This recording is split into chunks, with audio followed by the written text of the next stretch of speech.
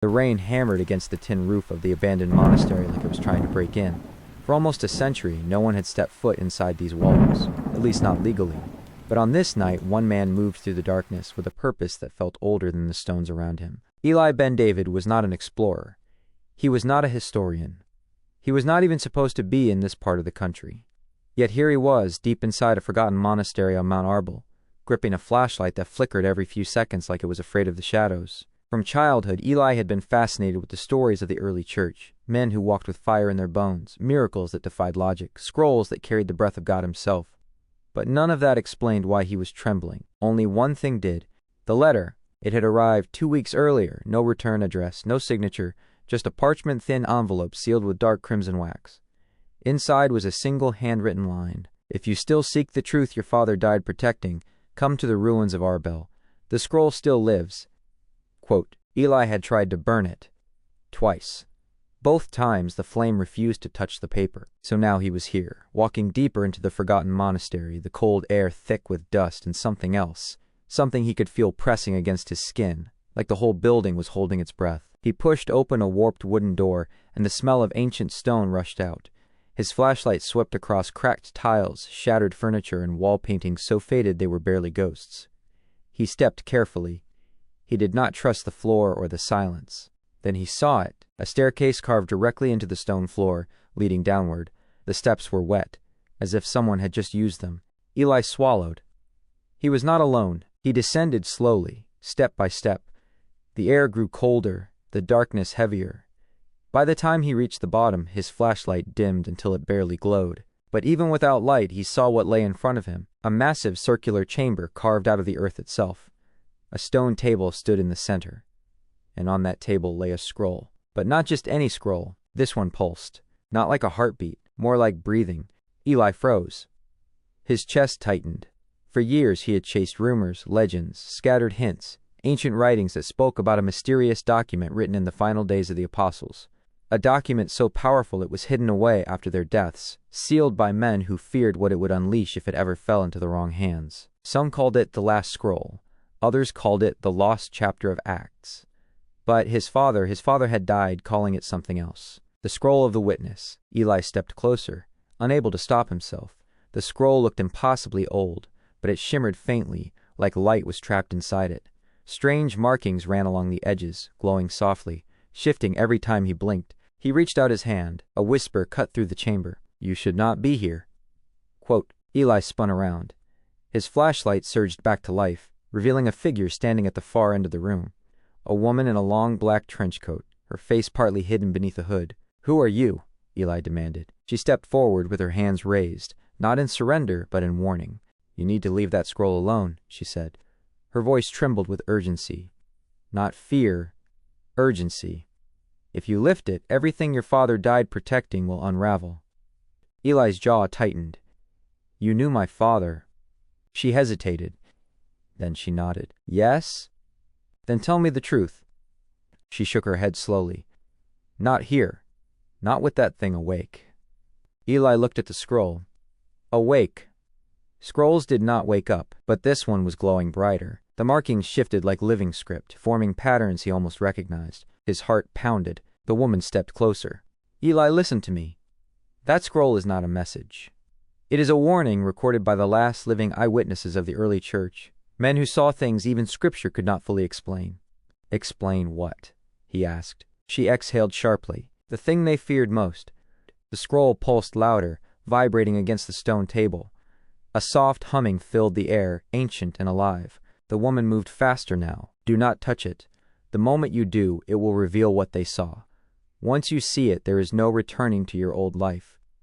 Eli's hand shook, but curiosity burned inside him. A painful urge to know, to understand, to uncover the truth his father died chasing. His father's final words echoed in his mind. If you ever find the scroll, do not run. Face it. Eli stepped forward. He reached out. His fingers brushed the surface. Light exploded through the chamber. A blinding white flash swallowed everything. Wind roared like a storm trapped beneath the earth. Symbols shot through the air, spinning around him in a cyclone of ancient language. He tried to scream, but no sound came out. A voice thundered inside his mind. Old. Mighty. filled with sorrow, you who open this, become witness to the final days of the apostles. The chamber vanished.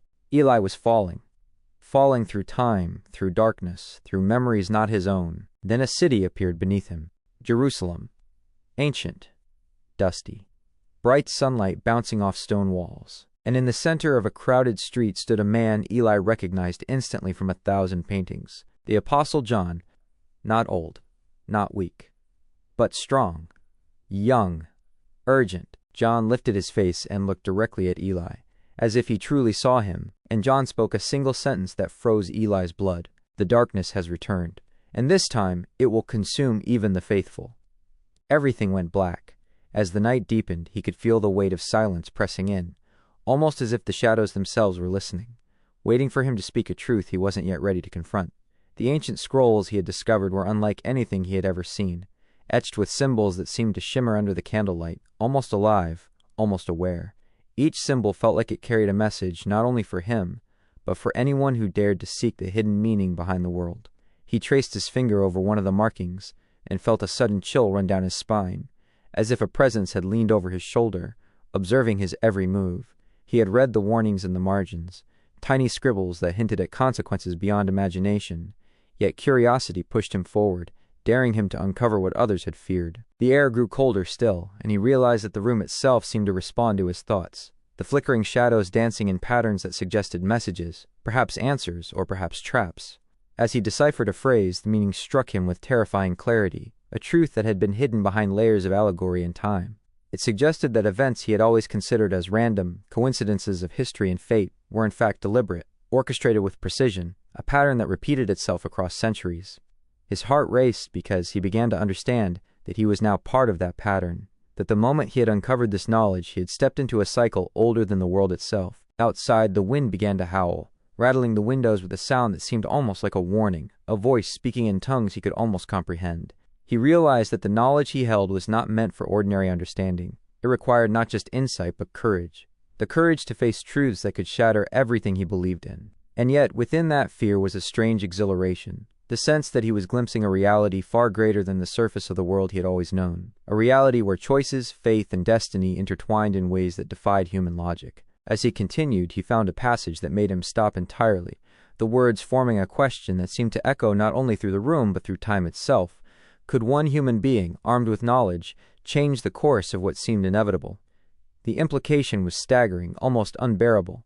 If true, it meant that history, morality, and even divine will were not as fixed as everyone believed, that the smallest act, a single voice, could ripple through the fabric of existence and alter what was meant to happen.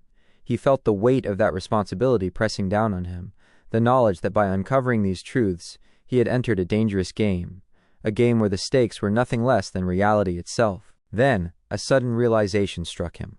The scrolls weren't just instructions or warnings, they were a test, a challenge left for those brave enough to question, brave enough to act, and brave enough to bear the consequences. And as he looked around the dimly lit room, he understood that he was not alone. Shadows moved where no shadows should be, a presence that had waited centuries for someone to arrive, someone to read, someone to decide. The moment was approaching when he would be forced to act, to confront the choice between silence and revelation, between comfort and truth. Every instinct screamed at him to flee, yet something deeper, something ancient and unexplainable, urged him forward, urging him to see the final truth that no one before him had dared to face. He took a deep breath, feeling the weight of centuries pressing down on him, as if every soul that had ever sought this knowledge was watching, waiting for his next move. The shadows around him shifted again, almost like living beings, guiding him toward a hidden alcove in the corner of the room. Inside, he found an object unlike anything he had ever seen before, a relic that pulsed with a quiet energy, almost as if it had a heartbeat of its own. The markings on it were familiar, echoing the symbols in the scrolls, yet far more intricate, almost impossibly precise. He realized then that this was the key, the culmination of all the warnings, the tests, and the enigmas he had endured so far. As he lifted the relic, the room seemed to change, the walls breathing, the air thick with knowledge that was almost too vast to comprehend. He felt his mind stretch, expand, as if the universe itself were opening before him. Memories and visions that were not his own surged into his consciousness, showing him fragments of history that had been hidden, altered, or erased. He saw civilizations rise and fall, secrets buried beneath layers of lies, and individuals whose choices had rippled through time, shaping reality in ways invisible to most. And in the center of it all, a singular truth began to emerge, one that challenged everything he had ever believed about faith, free will, and the divine. The realization hit him like a thunderclap. The world was not guided solely by what people called God, fate, or chance. It was shaped by those rare individuals who had the courage to seek, to question, to act when the rest of humanity turned away.